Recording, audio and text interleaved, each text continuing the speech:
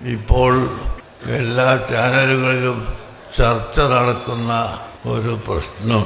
യഥാർത്ഥത്തിൽ ഞാൻ അതിൽ ഇടപെട്ടത് ഇസ്ലാം മതത്തിൽ കർമ്മശാസ്ത്രം ഉണ്ട്.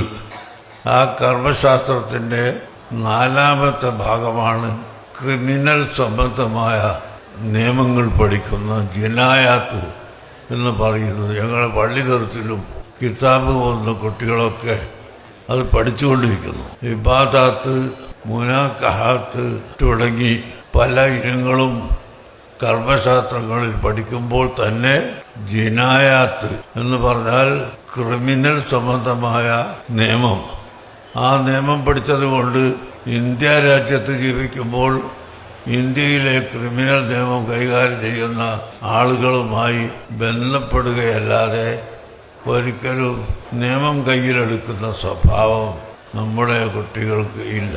അതുപോലെ ഇപ്പോൾ യമനിൽ ഒരു പെൺകുട്ടിയെ തൂക്കിക്കൊല്ലാൻ തീരുമാനിച്ചപ്പോൾ നമുക്ക് ഒന്നും ചെയ്യാൻ സാധിക്കുകയില്ലെങ്കിലും അവിടുത്തെ പണ്ഡിതന്മാരുമായി ബന്ധപ്പെട്ട് ഇസ്ലാമിൽ കൊല്ലുന്നതിന് പകരം ദിയത്ത്, കവത് എന്നൊക്കെ അറബിയിൽ പറയുന്ന ചില പ്രായശ്ചിത്തം ഉണ്ട്.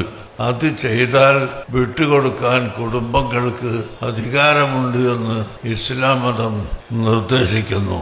ഈ കാര്യം ഞങ്ങൾ അവിടെയുള്ള ആളുകളെ ബന്ധപ്പെട്ട് ജഡ്ജിമാരോടും കുടുംബങ്ങളോടും സംസാരിക്കുകയും അതിൻ്റെ ചർച്ച ഇപ്പോഴും അവിടെ നടന്നുകൊണ്ടിരിക്കുകയുമാണ്. കുടുംബക്കാർ മുഴുവനും സമ്മതിക്കാതെ വിട്ടുകൊടുക്കാൻ കോടതിക്ക് അധികാരമില്ല.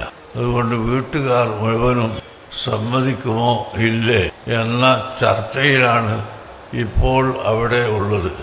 ഏതായാലും നമ്മുടെ വാക്കുകൊണ്ട് അങ്ങനെ ഇസ്ലാം മതത്തിൽ സൗകര്യങ്ങളുണ്ട് എന്നും ഇസ്ലാം മതം ഒരു വർഗീയവാദത്തിൻ്റെയോ വർഗീയ പ്രസ്ഥാനത്തിൻ്റെയോ മതമല്ല എന്നും ലോകത്തിന് പഠിപ്പിച്ചു കൊടുക്കലും ജനങ്ങൾക്ക് നന്മ ചെയ്യാൻ ശ്രമിക്കലും ഞങ്ങളുടെ കർത്തവ്യമാണ് എന്ന നിലക്കാണ് ഞാൻ വിഷയത്തിൽ ഇടപെട്ടിട്ടുള്ളത്.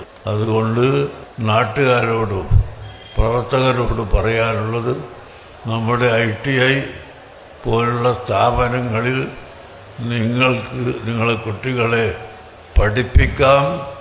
തീർച്ചയായും അവർ പഠിക്കുകയും വിജയിക്കുകയും കഴിഞ്ഞ കാലത്ത് ജോലി സമ്പാദിച്ചതുപോലെ ഇനിയും ജോലി സമ്പാദിക്കാൻ കഴിയുകയും ചെയ്യുമെന്ന് നിങ്ങളോട് ഓർമ്മപ്പെടുത്തി.